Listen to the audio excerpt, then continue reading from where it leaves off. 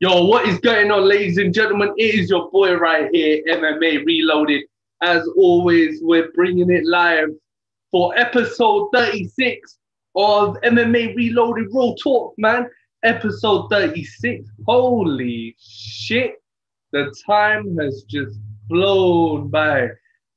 You know what, folks? As the time flies by for me and for you guys during this shit time here at the pandemic, with COVID-19 going all over the place, man. Of course, my thoughts and prayers do go out to all the families who have lost loved ones due to COVID-19 and all the frontliners, NHS staff, if you're in the UK, or your healthcare staff or your hospital staff in any country you're in. Yeah, your healthcare staff, they're the real heroes, man. They are the real heroes, and that's for damn sure. Folks, today, episode 36, we are 2 nights away from UFC 256, where the UFC Flyweight Championship is on the line. Now, UFC Flyweight title on the line, holy shit. Davison Figueiredo and Brandon Moreno have a 3-week turnaround from just 3 weeks ago at UFC 255, where Davison Figueiredo made his first championship defense against Alex Perez. It was a great performance. It was. I'm going to be real honest right there. It was a fantastic performance. Davison he picked his shots with Perez hard, but he picked it beautifully. He picked them very, very, very smart. Davison is so fast that it doesn't seem like he's patient, but he is. He is a very focused guy when he wants to be. Now, with Davison Figueiredo versus Alex Perez, this is how it sort of went down. Like, Alex Perez came in very low stance, so he can keep him guessing. Of course, Perez came in as a wrestler, wrestling base. So when Davison sort of comes in and says, "Hey, Alex, this is what I want. Yeah, this is what I'm gonna do to you." Yeah, Alex Perez being low, it sort of kept Davison guessing. Davison was bouncing around on his feet, very light on his toes. So when he was backing down, he threw beautiful body kicks. He hit Alex Perez with at least two, three great left body kicks, which sort of backed Perez up a lot. And when that time came that Davison Figueiredo said, "Hey, I've just hurt him. Yeah, I've just hurt him with those body kicks. What do I do next?" Davison pounced on him. Perez tried to shoot. He got him down, but it didn't work. He got caught in the guillotine, and that was great. Basically, all that was it. Davison Figueiredo fights so fast. He wants to end it so fast that if he does get tested, and I'm sure he will, no disrespect. Let me reword that so it doesn't come off like an arsehole. Brandon Moreno deserves this shot. Everyone thought like after Joseph Benavidez, it comes down to Brandon Moreno or Alexandre Pantoja. Pantoja lost to Askar Askarov. What do you do after that? You give it to Brandon Moreno. Brandon Moreno deserves this fight. He had a great fight with Brandon Royval in a great scrap. Two guys who are so young but so mature. Two of the most well-rounded flyweights on the roster in the world, man, I must say. And Brandon Moreno took that victory, and he showed leaps and bounds in his game. He showed that against Brandon Royval. Now, in this fight, if Brandon Moreno can control Davison Figueiredo and take him past those first 2 rounds, how does Davison Figueiredo do? How does he sort of react? How does he come back? How does his cardio hold up? All them points will be answered this Saturday night, folks. We're only 2 nights away. Tonight, folks, I am joined by Ryan Truland, the Truth, Of course, writer for Back Sports, and of course, writer for the Back Sports page. And you know, he runs his podcast as well, Ear to the Canvas on Spotify. Folks, with Ryan tonight, we will break down all the action for y'all in perhaps the next 5 minutes. The particulars are already done, for shit's sake, you know what I'm saying? So so sit back, relax, enjoy it. Yeah, folks. Also, Tony Ferguson versus Charles Oliveira. Now, this is a huge fight at lightweight. It is a huge fight. It is a fantastic matchup, but it's a huge fight at lightweight for both men. If you think about what Tony Ferguson has done in this sport, right? His legendary 12-fight win streak, which was ended by Justin Gaethje in what was a war, a bloody bloodbath war. Where Tony Ferguson didn't expect him to get mauled with volume punches. He always does the punching, right? And Tony is one of the best boxers in MMA. And he's the one that's used to putting on the volume on his opponent. He's the one that throws the volume. He's the one that hits other guys with their volume. He doesn't really think about, I don't think he thinks about, hey, what if I fight someone like me who throws as much volume as I do? And he met Justin Gaethje, and Justin Gaethje came in high flying in this fight. He was, he looked fantastic. He looked like he came in on short notice, and he came in to fight, man. He came to brawl. He came to scrap. He came to fight. And what Justin Gaethje basically did was put Tony Ferguson's game plan on Tony. You have two guys who couldn't be more alike, man. You know, and Tony Ferguson, I do feel sorry for Tony a lot. I feel sorry for Tony Ferguson. I think when we see what Tony has done for the lightweight division, you know, and when we see how many times he's been bumped from a lightweight championship fight due to either him getting injured or Khabib getting injured, you kind of feel like, man, the next championship shot should go to Tony. I feel like that every time. The next championship shot, hey, let it go to Tony Ferguson, man. I feel like he deserves it. He deserves the damn shot at the championship, man. I don't think. I think right now. All right, cool. Justin Gaethje lost to Khabib, yeah. So I wouldn't give Justin a championship shot yet. I would give championship shots to Tony Ferguson or Dustin Poirier. I don't think Conor McGregor deserves a shot. If he beats Dustin Poirier in January, yeah, maybe, because that is a legit Dustin Poirier. And Conor McGregor, if you see him, folks, training, yeah, on social media, look, I never said Conor McGregor is not a legit fighter. Conor McGregor is one of the best, right? His style sort of reflects how he is personally.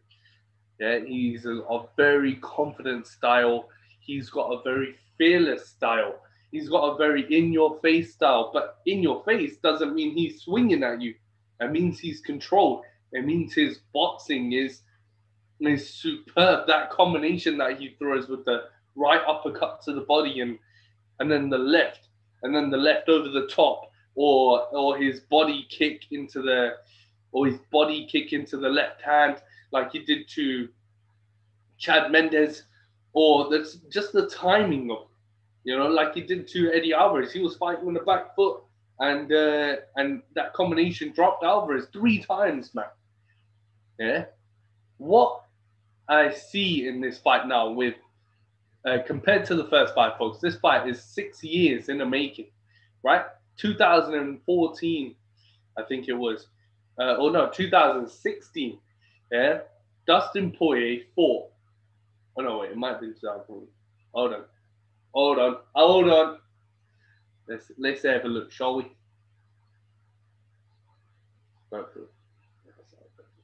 Poirier versus McGregor. First fight. Cool. All right. This fight, folks, is 6 years in the making. Oh, there's Ryan. Fuck.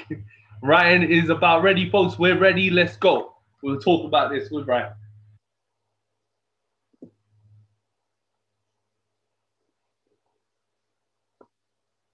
Ryan.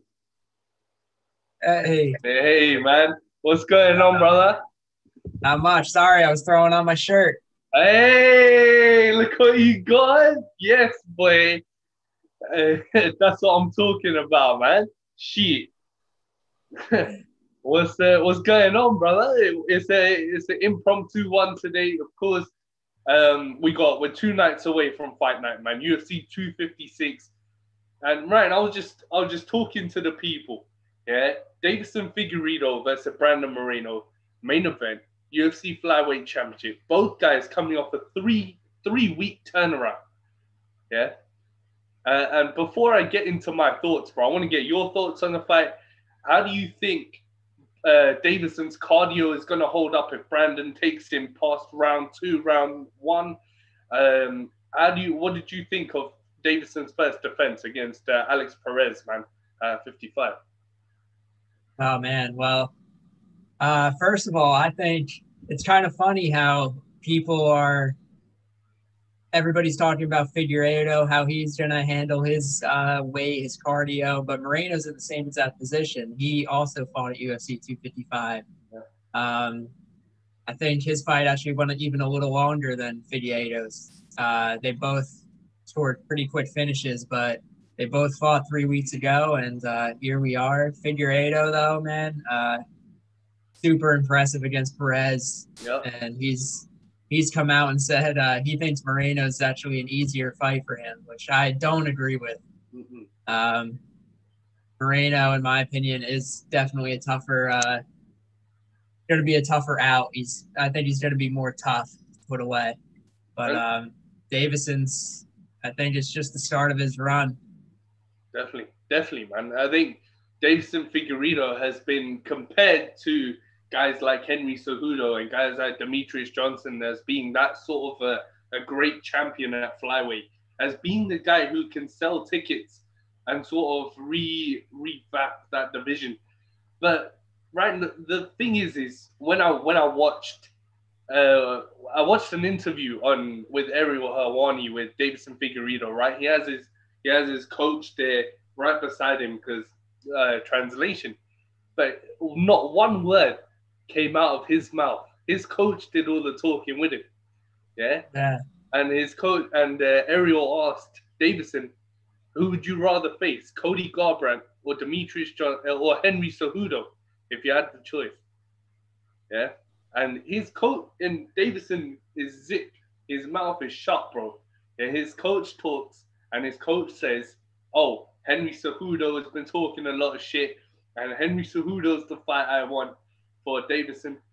Man, Henry Cejudo is not gonna come back and fight Davison Figueiredo, man. Yeah. So my thoughts are, uh, yeah, I also saw that interview. It was a funny interview. Even though Figueiredo doesn't speak English, it's like fun to watch him. He's like compelling. He's standing. Um, yeah. But yeah, Cejudo and Garbrandt, Cody still to this day is saying that he's gonna come back and fight for the belt at flyweight. He's convinced that that's going to happen. I think it's certainly possible. I mean, if Figueiredo wins, who else is there? You got Askarov, but he's fighting Joseph Benavidez. If Benavidez wins, he's not going to get a title shot again right away. No way. Askarov, though, if he wins, I think he'll be next in line within the division. You also got a newcomer, Manel Cape, coming in. He's going to be right up there, and that'll be intriguing. New face who's very talented. But yeah, Cejudo, I don't know. He's been active on social media, like a little more so now recently, calling out people, calling out Figueiredo. I don't know. I think it's possible. I think that'd be a huge fight. Honestly, I think I enjoy watching Figueiredo I'm more compelled to buy the pay-per-view. I would anyway, but to watch Davison than I even was Henry Cejudo. Wow. Wow. Why do you think that is? Do you think Davison has that potential star power to sort of even surpass that star power that Henry Cejudo brought to the division? Yeah, I definitely think he does. But it's more so, I think, because of his fight style and just his sheer talent. I mean, the guy is an absolute finisher. He's a bulldozer at 125 pounds, even more so than Cejudo was. And don't get me wrong, Cejudo, everything he did was incredible and impressive. And it would be a hell of a fight between him and Figueiredo, I think. Yeah. Yeah, I think Figueiredo is a star in the making. Yeah, definitely, man. I see a lot of greatness in Davison Figueiredo. I think this guy, yeah, bro, he's got charisma, he's got the style, and his fight with Alex Perez, bro, is one of the most impressive things I've ever seen out of a flyweight fighter, bro.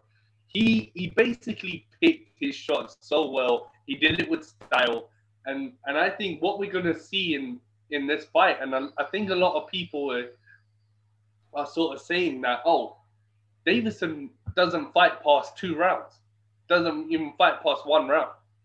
How is his cardio going to hold up if Brandon Moreno takes Davison Figueiredo past round 1, round 2 into that championship rounds? Does his cardio hold up? Because he's missed weight a couple of times, right, in his UFC career. And just one time. One yeah, time. Yeah. So you kind of think, does that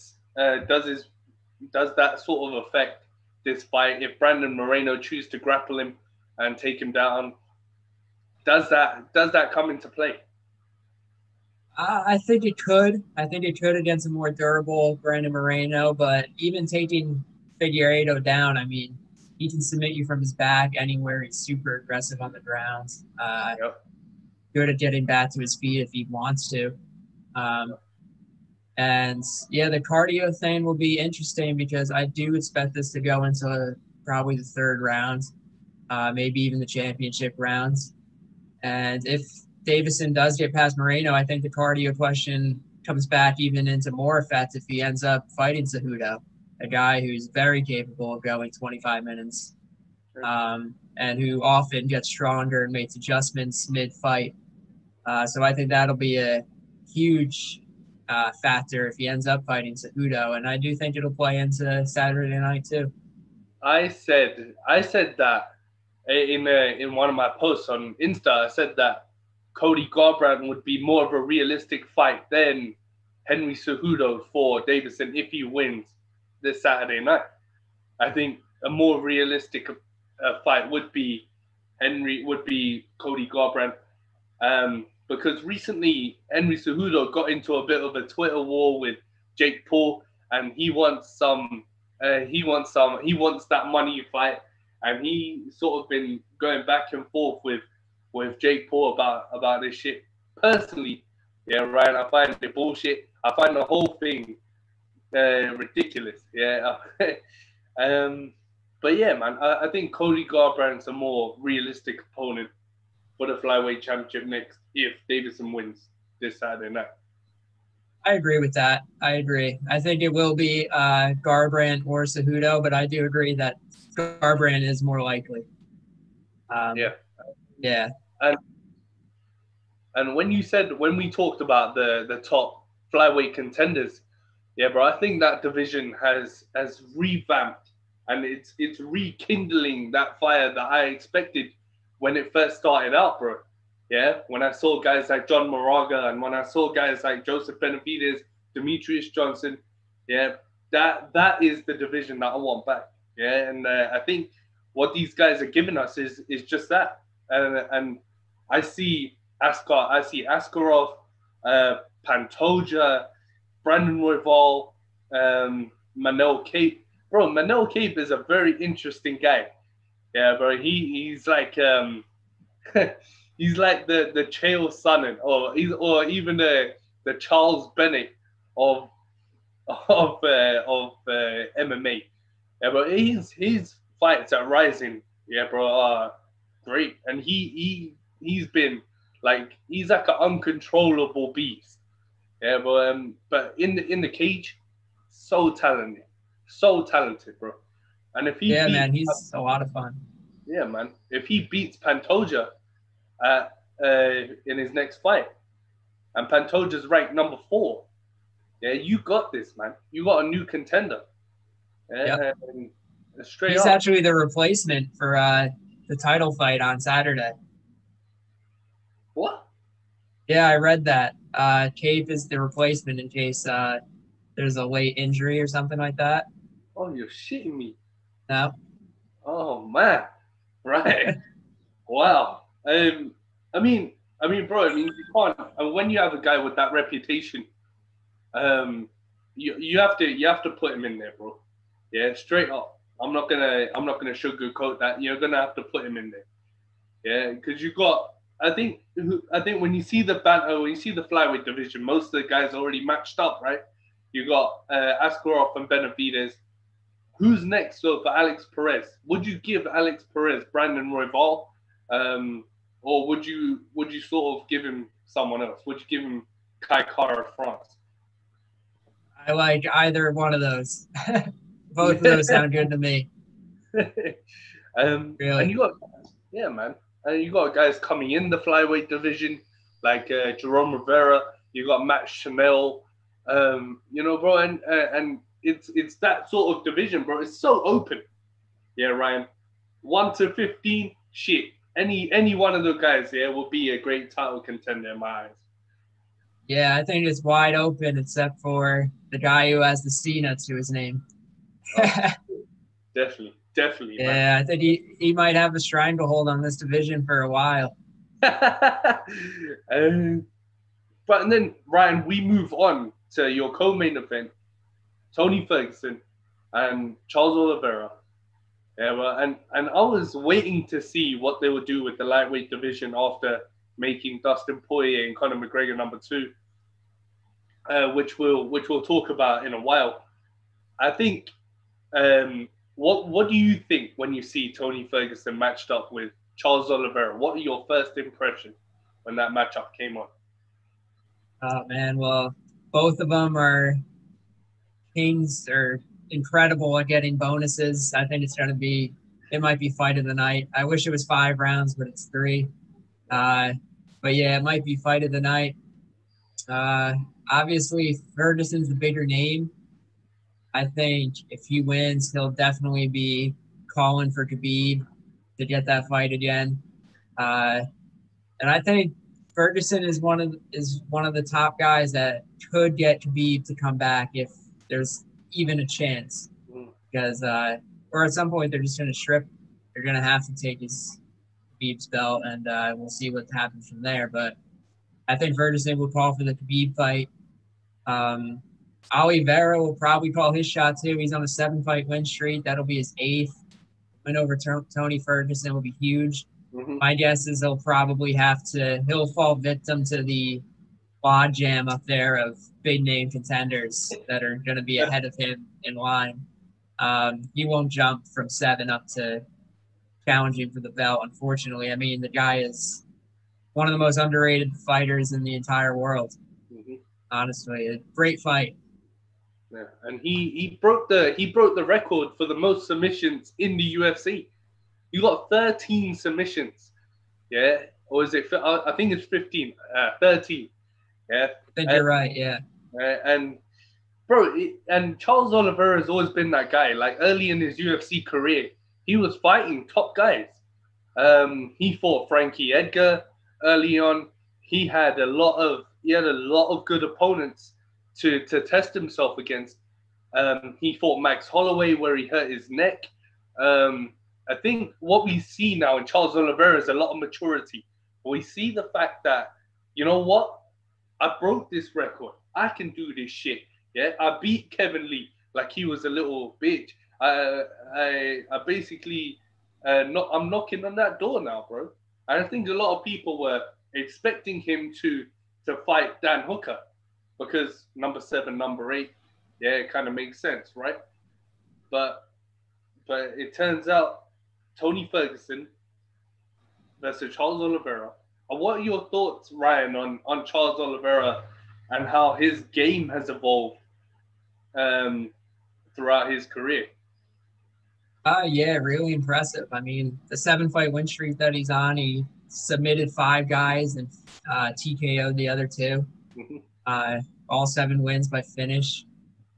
Quality guys. I'm happy for him that he's getting this Ferguson fight. I mean, he deserves this high-profile opponent. He deserves it.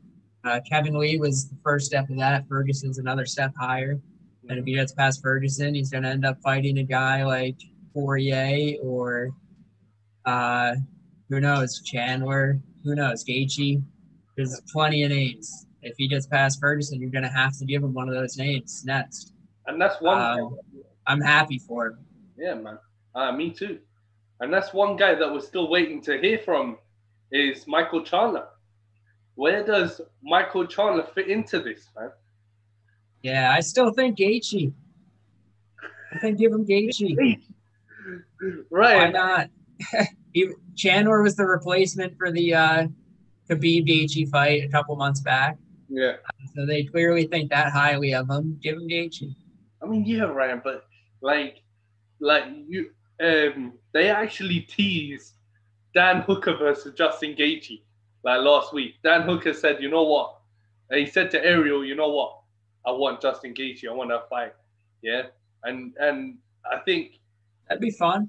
Yeah, I would love to see that. That'd be a ton of fun. That'd be one of the best fights of the year, probably. I mean, if Dan Hooker can fight Dustin Poirier, what's stopping him from fighting Justin Gaethje? Yeah, no, I think Dan can hang in there with Justin, definitely. Yeah, man. If not, man, hang in there. You can beat him. Yeah. He's got the style to beat him. And then what happens to... Well, Justin Gaethje was asking for the winner of Dustin Poirier versus Conor McGregor. Of course, he's had 2 fights with Dustin Poirier already. Or he's had 1 fight with Dustin Poirier where he lost that fight.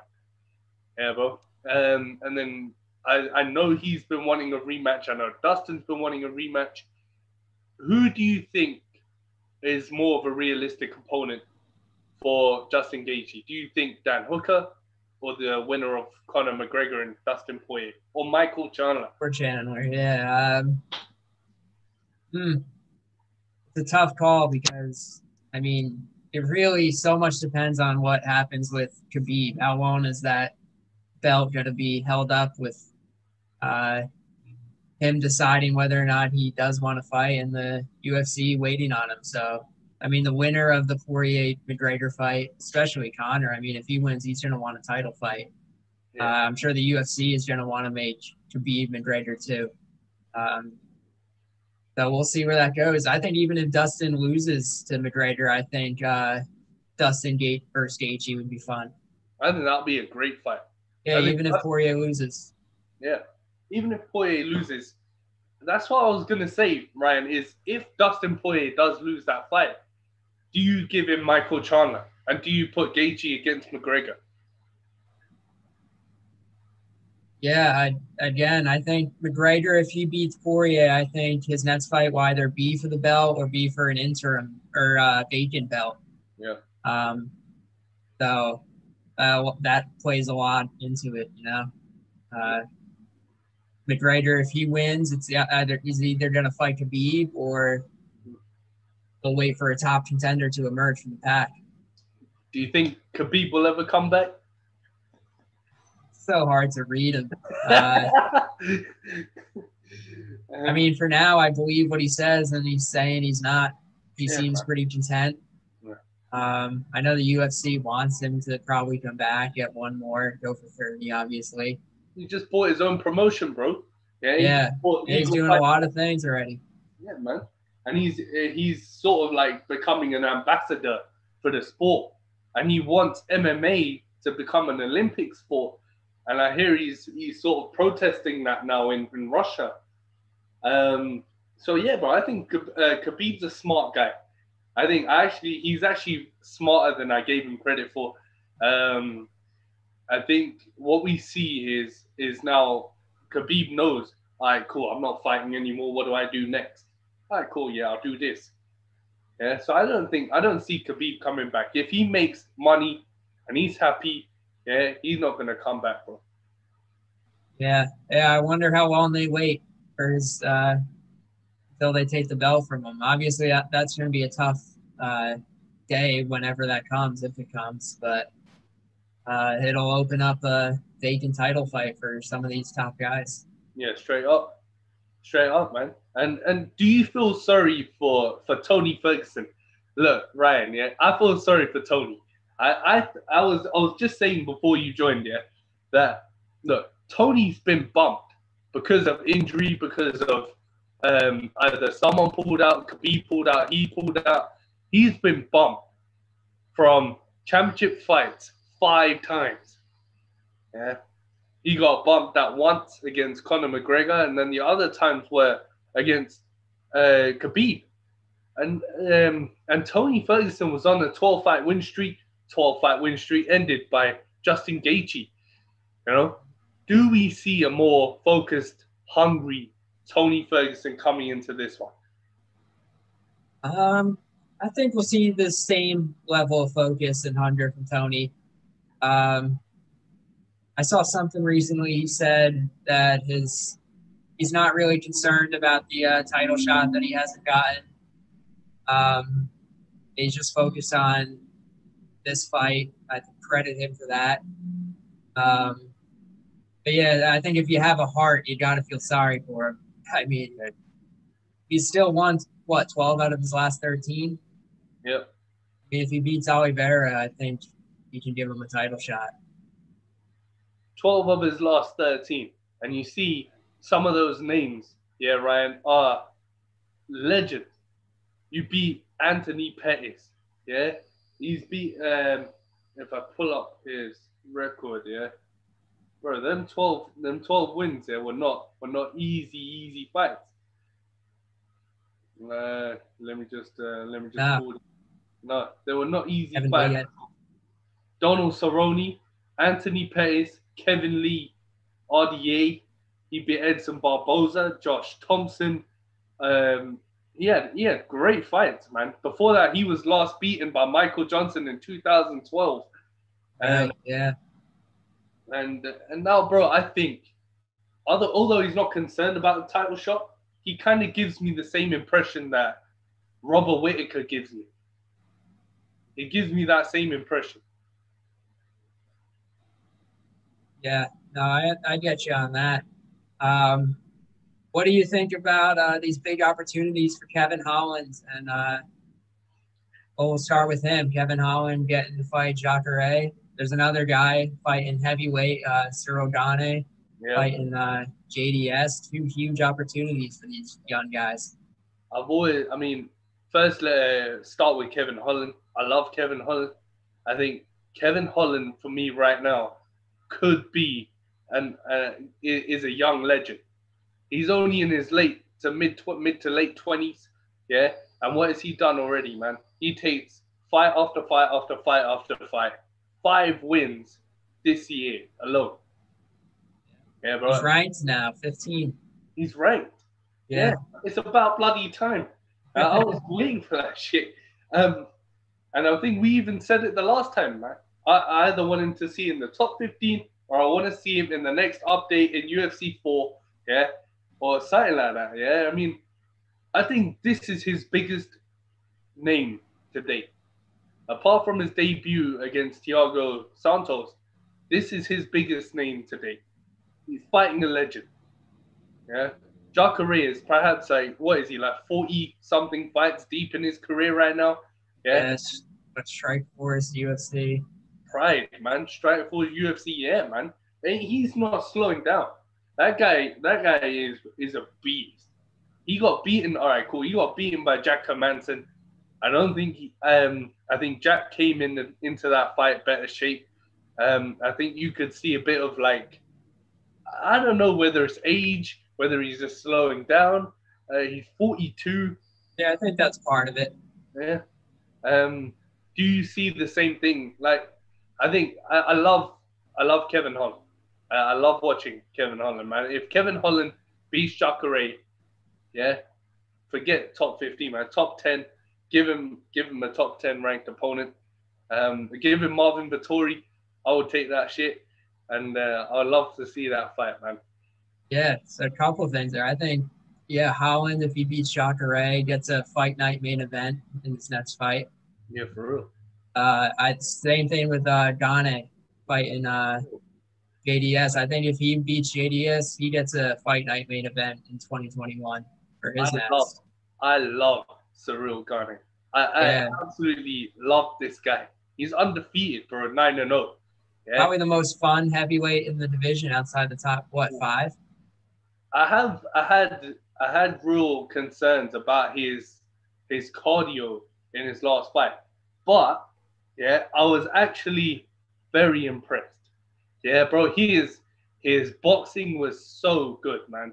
Like he reminded me of Anthony Joshua, who's a boxer in England, bro. Yeah, he reminded me of Anthony Joshua. He reminded me of that sort of a big guy, so athletic. Yeah, bro, he's got the look, he's got the skill, got physique. Bro, when he puts pressure on you, yeah, it's like a shadow. A shadow is just blocking all that shit behind you, yeah, and you got this huge guy just going bah, bah, bah. You don't know where the strikes are coming from. He's so diverse. And he'll throw flying knees. He'll throw his takedowns are good change in levels. I think the guy is so good, man. I think at 9-0, as young as he is, he's just scratching that surface right now, right? He is scratching it, man. Yeah, him and Holland are in very similar positions. Young guys who are about to really burst onto the scene against guys who were perennial contenders, and one guy who was a former champion in JDS. So let's talk. What do you think about these roster cuts? I think there might be some by JDS if he loses to. He might be in trouble. I think there's might be some big names going. I wrote down a few here. I mean, Tyron Woodley. Oh, You'd be that surprised, right? If you think about it, bro, like I wouldn't surprise me. He's lost his last 3. Shit. Yeah, Luke Rockhold. Definitely. JDS if he loses to Gane. What about, I hate to say this, Anthony Pettis if he loses to Alex Moreno? Nah, man. That's my guy. Right. Cowboy? Yes. Yeah. And some big names I think are going to be gone from the UFC come 2021. I think Cowboy, if Cowboy loses to, who the hell is he fighting next again? He might fight Don Madge from South Africa. I think he's fighting one or 2 more times. I think he said, I'm gonna retire when I want to retire. Bro, if Cowboy loses next fight, yeah, I don't think he'll take any more, man. I think he'll retire there. Yeah, I think Dana will want him to. Yeah, straight up, man. Probably already does want him to. And what about Yoel Romero? When we're on that subject, Yoel Romero struck me as being a holy shit release, bro. Yeah, he struck me as being one of those releases that cool. Dana said, yeah, cool, man. We don't have anything else for him. He lost 2 championship fights. Yeah. What else do you give him? Yeah, he lost. I would have given him Jared Cannonier or make some fight like that. Actually lost 3 championship fights. Israel Adesanya, but I would have given him Jared Cannonier. I would have given him Marvin Vettori. I would have given him Kevin Holland. If we know what we know now about Kevin Holland, I would have given that fight. Yeah, but I wouldn't throw out a talent like Yoel Romero. Yeah, that was a tough. They came out of the gate swinging on that one. I think I could see why they did it, though. I mean, he's, 43 or something like that. He's lost however many fights in a row. And he had that. He's lost how many fights in a row now? 3. Yeah. And I think he missed weight in one of those fights against Whitaker, right? The first fight. He had the complete dud against Israel Adesanya. So 2 out of those 3 championship fights, you got an asterisk next to it. Yeah, I love watching Yoel. He's very compelling, but I understand why they did it. I see where they're coming from. It sucks, though. Oh yeah, definitely. I think he might cut some of those guys. Like you have guys like Quinones, who he might cut definitely.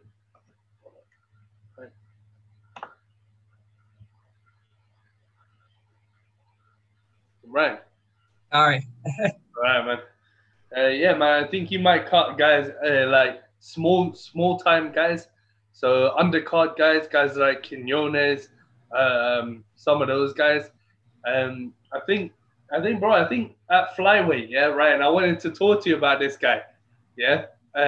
Straight out of Tibet, yeah, Suma Daiji, yeah, bro. I don't know if you saw that guy, yeah, compete like UFC 255. He's fucking amazing, yeah, bro. That guy is amazing. I would pay to see him, yeah, again and again and again and again. I would pay that. Yeah, he's like the first fighter to come out of Tibet.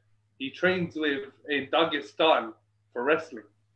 Yeah, bro. I would straight up consider Suma Daiji to be one of the most breakout stars and sort of revamp that flyweight division for sure. Yeah, definitely, man.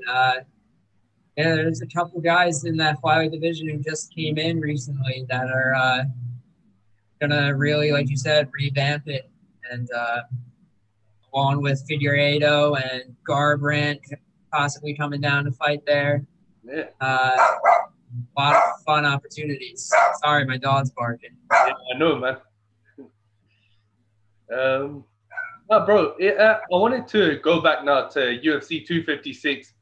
And bro, it's prelims like these, yeah. And it's if you look at the prelims, it's events like these that excite me, yeah, bro. I get to see young rising stars, yeah, bro, who I think who I've seen before, and I follow UFC. I've seen them before, and I'm excited to see them again.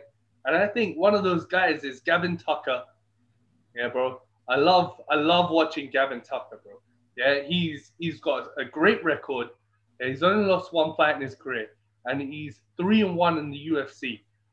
Yeah, bro. He is one of those guys who I think, you know how some of these guys just fly under the radar, yeah, and you build up the wins and you build up the wins.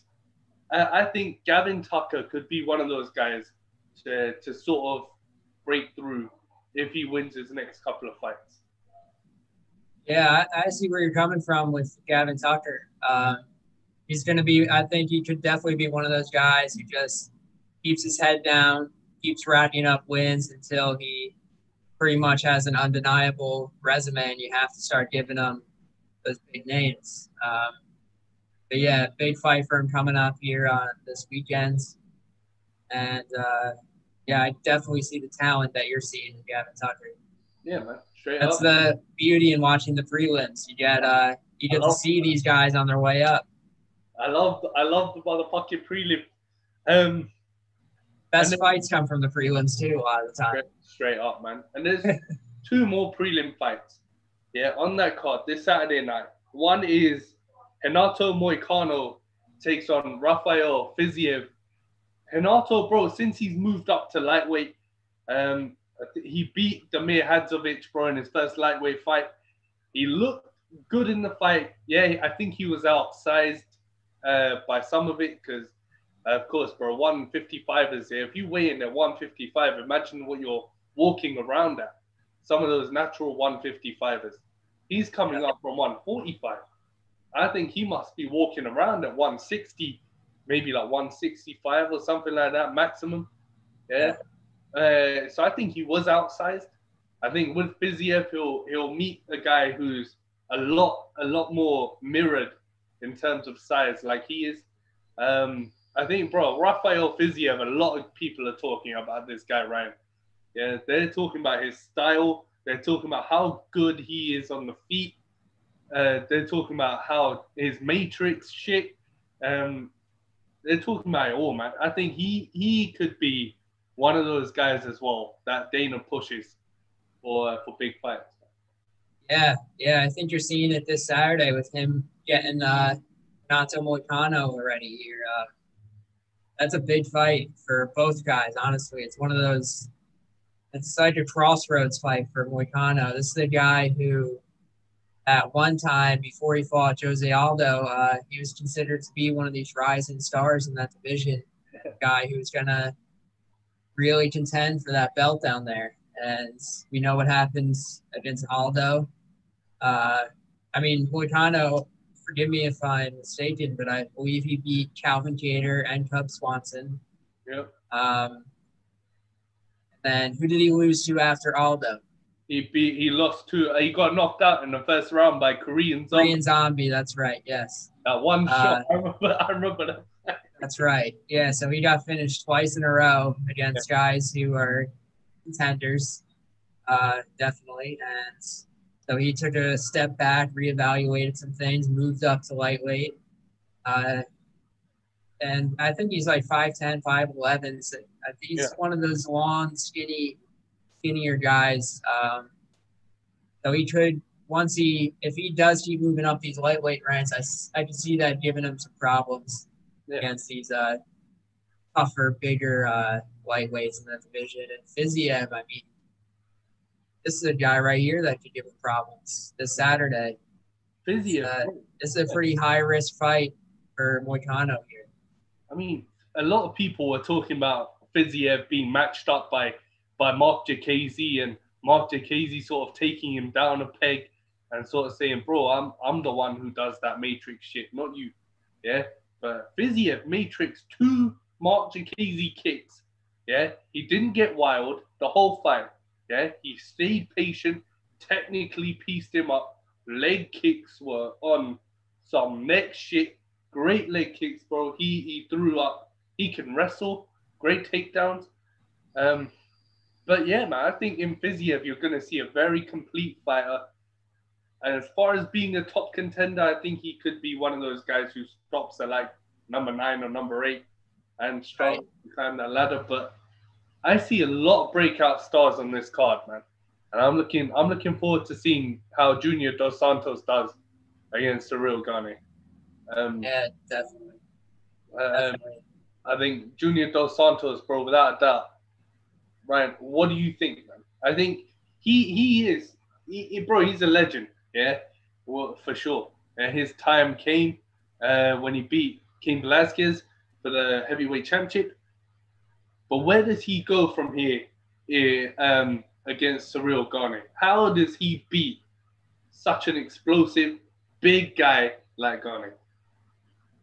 I mean, I think first and foremost, he's going to use his experience to his advantage. I think he'll come out, be more patient and look for his shots, let Gane kind of come into him and try and hit him with a counter, catch him coming in.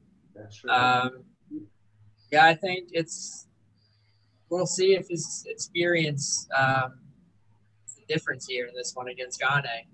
Can he take a shot from Gane? We've seen Santos go down in recent fights. Can he withstand taking a big shot or two from him? I think that'll be important. And other than that, I think he'll try and just outlast him and piece him up with counters. I think he needs to go back to his roots, his boxing roots. I think, bro, when he started his UFC career, yeah, he had that sort of physique. His hands were moving so fast, bro. Yeah, you couldn't see where this was coming from, how it was coming. I think Junior Dos Santos, like you said, needs to use that experience to piece up Cyril Gane. I think he needs to take Gane into round 3. Yeah, Gane moves a bit slower. Yeah, so Gane can just piece that up with his jab, maybe throw some combinations in there. Bro, and Cigano's fought 2 huge guys in his last 2 fights, Curtis Blades and Jairzinho Rosenstrike. I think he was doing so well against Jairzinho until Jairzinho caught him against the cage. If I was JDS, bro, I would not go up against the cage. I would not put back there. Can't have your back up against the cage. Not against the real. It will fly your head off. Yeah, but now Ryan, if I take you out of this Saturday night and I bring you into the Contender Series, I want to get your thoughts, bro, on how you think, because Jordan Levitt, bro, one of the guys from the Contender, Josh Parisian, a lot of guys from the Contender, man, are starting to get noticed now when they're being displayed on UFC pay-per-views. You kind of get to see, all right, cool. You fought a guy just like you on the Contender, yeah, who's hungry, he wants to get up there. The guy who wins goes to the UFC, but that's your real test, right? We've seen guys from the Contender be successful in the UFC, and then we've seen guys from the Contender sort of not be successful when they're faced with against legit competition. Yeah. I think it more depends on the guy. I think the Contenders or the woman. The Contender Series, I mean, it gets a lot of talent. It's been getting a lot of talent for the last couple of years, and we're really seeing it start to come to the surface with guys like Perez and obviously guys like O'Malley. I mean, Macy Barber, one of the women coming from there. Yeah. I mean, you're seeing a lot of talent from that show, and once they get to the UFC, it more depends on whether you got it or you don't. That's it, man. And that's about it. That's it. I think, but I think one of the most impressive guys, you have a lot of impressive guys in there, yeah? From Jordan Levitt to Josh Parisian to Adrian Yanez, to guys like that, yeah? But I think you're right. I think it does depend on the fighter. I think Macy Barber, bro, after she lost the last time out, a lot of people were saying, all right, cool, she just typed, fuck that. Yeah. But yeah, man, it depends on the fighter. Yeah, and with those undefeated fighters, like those young undefeated fighters, they don't know what it's like to lose. They're coming into every fight expecting to leave with their undefeated record, and sometimes it's not always the worst thing to get that first loss early and reevaluate a couple things and maybe grind a little harder, focus a little more on certain things, the little things, and improve when you're young. Yeah, man. I think Macy Barber's going to come out and look more impressive than she did before the loss. Yeah, man. No, she will. And I see where you're coming from. I think you're right. But yeah, man, I think these young guys, bro, there's times where you have to shut the hell up, be a lot more humble, come into a fight focused, don't come in yapping, you know what I mean? And if you lose, you go back to the drawing board, you come back like Alexander Hernandez did, bro. Yeah. Alexander Hernandez put on one of the best performances I've seen him put on in his last fight. You know, I forgot the guy who he faced, but yeah, now he put on one of the most impressive performances his last time out. I think that's what you need to do. It depends on how mature you are. If you're a crybaby, yeah, if you want to just remain undefeated and think, oh shit, I'm 15-0 against a bunch of nobodies. I come in, oh shit, I lost. What do I do next? Yeah. I know you saw that I spoke with Anthony Romero. Yeah, man. And he's one of those guys that is racking up his competition against quality opponents before he gets to the UFC. And that's really going to benefit him once he does eventually make that debut. I love Anthony Romero. I think it's smart when guys take those tougher opponents prior to getting onto the big stage rather than kind of coasting your way through the regional circuits and like the minor professional fights I think it's smart to take those tougher guys early and see what you got. Yeah, no, for sure, Ryan. And Ryan, heading in now to UFC 256, we're gonna see a lot of that. UFC Hermansson versus Vettori. Yeah, bro. Bro, there were how many undefeated fighters did you put on your page? That there were like 7 guys. No, just 4. 4 guys, but they all won. They all remained undefeated. Bro, I was so impressed with that card. Yeah, even on the prelims, I was standing up out my seat. Yeah, I had like a 6-pack of beer in my hand, bro. I was like, holy shit! I need to. I was marking the fuck out, and especially with Topuria, that guy is an animal. Yeah, bro. There was a lot of criticism on him coming into his from his last fight, and he came in this one, left no doubt, bro. I was so impressed with him. Roman Dolidze as well. And that's what we were talking about, man. Breakout stars. Yeah, like you mentioned Kevin Holland and Cyril. I would put half these guys that were on the last fight night, I would put them in there, man. Yeah, and they're all from, they were mentioning about Georgia being one of those like up-and-coming culture, up-and-coming nations in MMA. Ryan, I wanted to get your thoughts on that too before we close off. Is Hermansson versus Vettori? Yeah, what did you think, bro? And where do you think Marvin Vettori goes from here next? Yeah, I thought one of the best fight night main events of the year. Yeah. They both showed up. It was really cool to see. I'm happy for Hermansson that he didn't just I'm glad the ref didn't step in right there when he got knocked down early. It was cool to see him and impressive to see him regain his whereabouts and come back and fight the full 5 rounds. As far as Marvin Vettori, I think it's huge for the middleweight division that he's right up there now with the contenders, because I mean, you look at the division, there's not really many guys in there at the top that people want to see fight Izzy. I mean, you got Whitaker. I know a lot of people that don't want to see that fight again. Just I know. One-sided it was. You got Costa, same thing. You got Cannonier, he lost. You got Till, he lost. You got Shabazian, he lost. Brunson, nobody wants to see him fight Izzy again. I want to see Uriah Hall, man. Yeah, so you got guys like Uriah Hall, and now you got Vettori. Vettori provides a great storyline for the Izzy fight. He came closest to beating him. Split decision. He's better now. Vettori's better. Izzy's better. So that provides a lot of fun stuff there at the top of the middleweight division. I still think Izzy goes up and fights at 205. And I think Vettori, maybe have him fight Holland if he wins, or have him fight a guy like Costa, who he called out.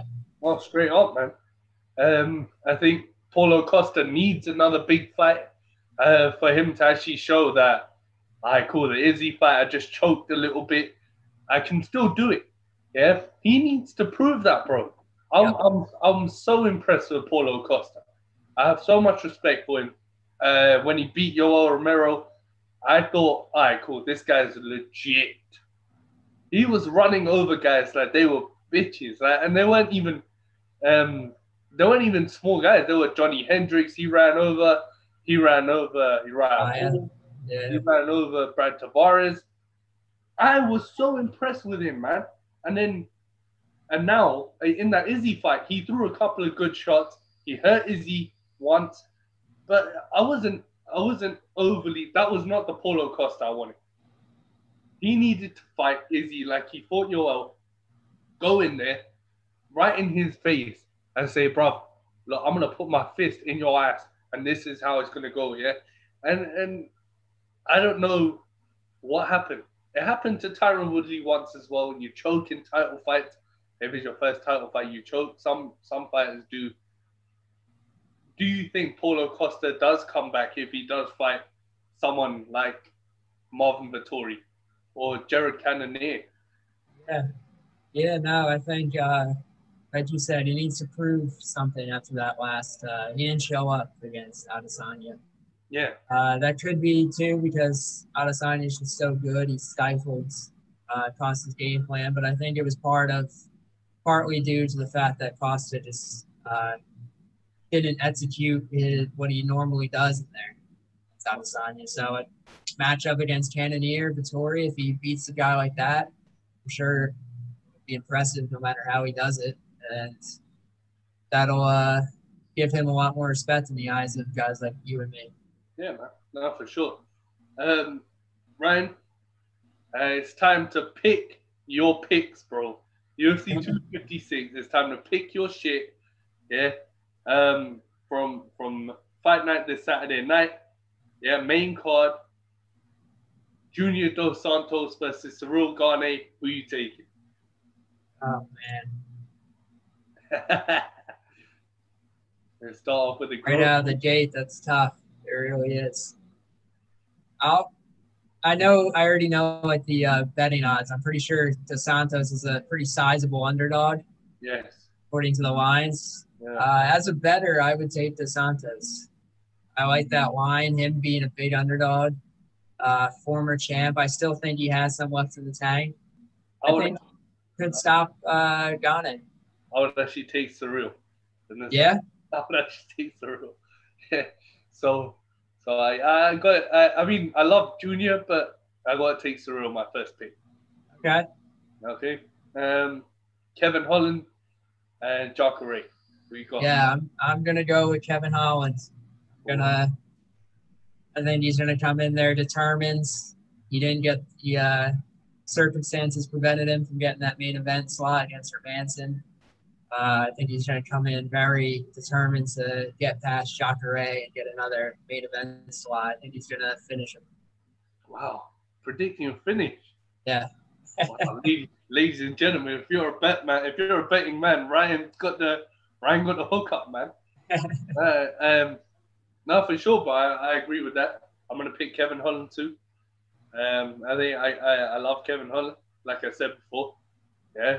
I mean, I think with the momentum he's on right now, and with Jacare coming off a loss, you got a lot of eyes on Kevin Holland.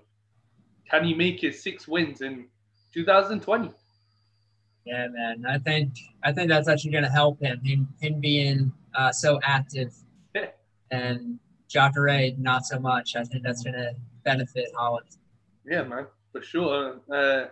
Mackenzie Dern versus Werner Jandiroba. We haven't had a chance to talk about this one, man. Brazilian matchup. I was very impressed with Werner Jandiroba in her last appearance. So impressed, bro. I'm just trying to remember who she fought. I remember watching the fight. Yeah, she fought Felice Herrig. I was so impressed, bro. Her patience. Her Brazilian jiu-jitsu, bro, is so good. Like, it is sickly how sick her Brazilian jiu-jitsu is. Her submissions, the way she transitioned into submitting Felice Herrig. I love Werner Jandiroba. I got Werner Jandiroba submitting Mackenzie Dern in this one, man. Wow. Okay, yeah, I'm gonna go with Werner too. I think it goes to decision. I think it will be very a lot of great scrambles on the ground, like you said. Dern, I mean, too, right there with Werner and jiu-jitsu. Great practitioners in that regard. I think it'll be a fun fight, a lot of good scrambles. I'll take Werner too. And Tony Ferguson, Charles Oliveira. Oh, man. Where you got, man?